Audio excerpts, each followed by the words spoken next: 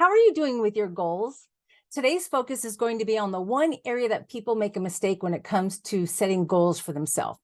Now, if you've heard me speak before, you know that my personal 4 musts of goal setting are, first and foremost, you must be outrageous. Number 2, you must be specific. Number 3, you must think them and ink them. And number 4, you must make them believable to yourself. But today's Front Row Friday message is about this. Number 2 is to be specific. So when you write out your goals, based on your dreams, your hopes, your aspirations, those things on your bucket list. And there's no judgment as to how big you can dream and how much you want out of your life. There's no judgment. So don't be afraid to be totally outrageous. But then I want you to be specific. And when I say be specific, ask yourself, once you've written it down, ask yourself, well, will I be able to say yes or no that I accomplished it or didn't by a certain date?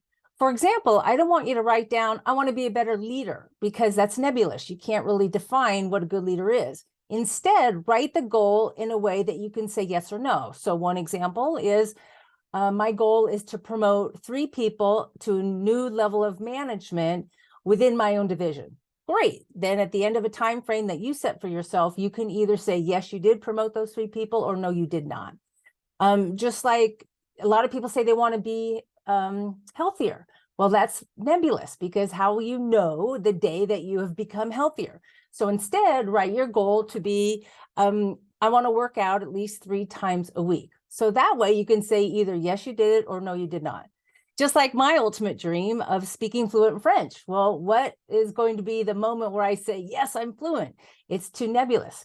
But what I can do is I can put a daily practice in my life that I will either read or speak or write French. And it doesn't have to take much. Now, during COVID, I had a lot of time on my hands, and I discovered an app called Duolingo. And if you want to learn a second language or a third language, I highly recommend Duolingo. It's an app on your phone, and it is gamified. It becomes a game. It's a competition, which I love. And what I didn't realize, I mean, my goal was to practice some French every single day. What I didn't realize is that I just hit a milestone.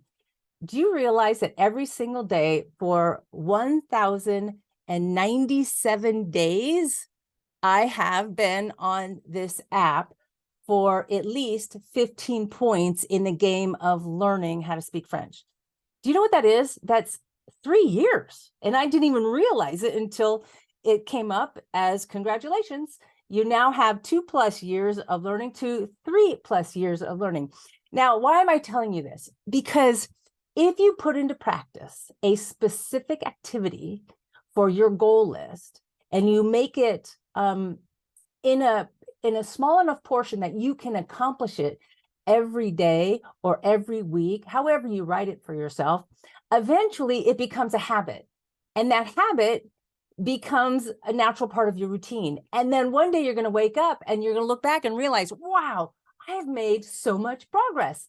And it wasn't as hard as you thought it would be. So yes, be outrageous with your goals and the items on your bucket list, but then narrow it down and be specific so that you can say, yes, you did it, or no, you did not. So on this Front Row Friday, everybody, I encourage you to go for it. Set those goals for yourself and start checking them off your list. Thanks so much for watching. We'll see you next time.